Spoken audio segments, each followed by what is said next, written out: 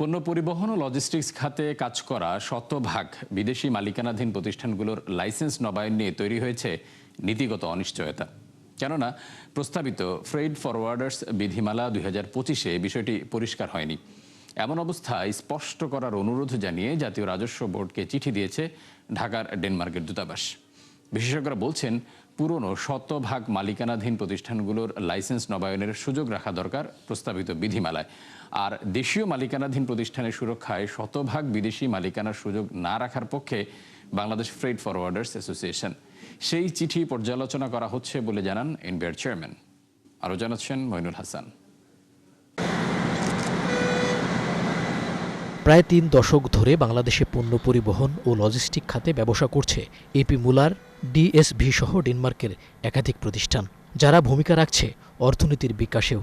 Bangladesh freight forwarders অ্যাসোসিয়েশনের হিসেবে দেশে ১২০০-র বেশি দেশীয় পণ্য পরিবহন কোম্পানি থাকলেও বিদেশি মাত্র ১৩টি, আর যৌথ মালিকানার ৩৪টি প্রতিষ্ঠান। দেশের ব্যবসা পরিবেশ সহজ ও বিদেশি বিনিয়োগ বাধা দূর করতে সম্প্রতি এ সংক্রান্ত বিধিমালা সংশোধনের উদ্যোগ নেয় সরকার। তবে প্রস্তাবিত সেই খসড়ায় পুরনো বিদেশি লাইসেন্সধারীদের নবায়নের বিষয়টি স্পষ্ট না থাকায় তৈরি হয়েছে জটিলতা। এর আগে বিষয়টি তোলা হলেও সমাধান আসেনি, যা গড়ায় আদালতে। তাই এবার সমস্যা সমাধানে এনবিআরকে চিঠি দিয়েছে ঢাকাস্থ ডেনমার্ক দূতাবাস।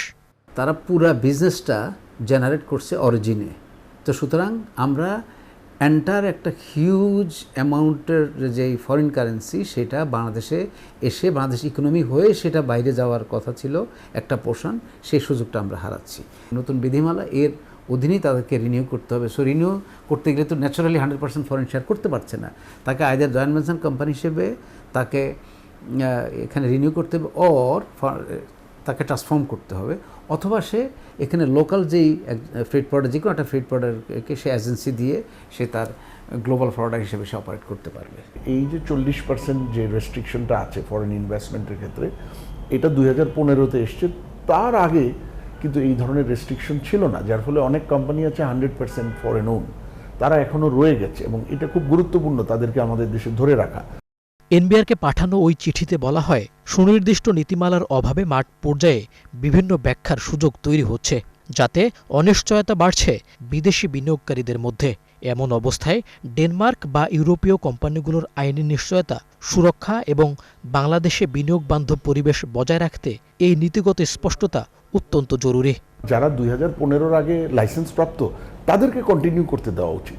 আর নতুন যারা আসবে তাদের ক্ষেত্রে এই মুহূর্তে 100% না দিলেও আমার মনে হয় 51% কনসিডার করা যেতে পারে, যাতে at least reputational risk, management control, majority control, এই ধরনের কোনো কনসার্ন ফরেন ইনভেস্টরদের না থাকে। আর তৃতীয়, জয়েন্ট ভেঞ্চার করার জন্য অ্যাডিশনাল ইনসেন্টিভ, রেগুলেটরি ইনসেন্টিভ, সেটা অফার করা যেতে পারে। বাংলাদেশ ও ইউরোপীয় ইউনিয়নের মধ্যকার চলমান মুক্ত বাণিজ্য সংলাপে বিষয়টিকে অশুল্ক বাধা হিসেবেও চিহ্নিত করা হয়েছে বলে জানায় ড্যানিশ দূতাবাস। মইনুল হাসান, ৭১, ঢাকা।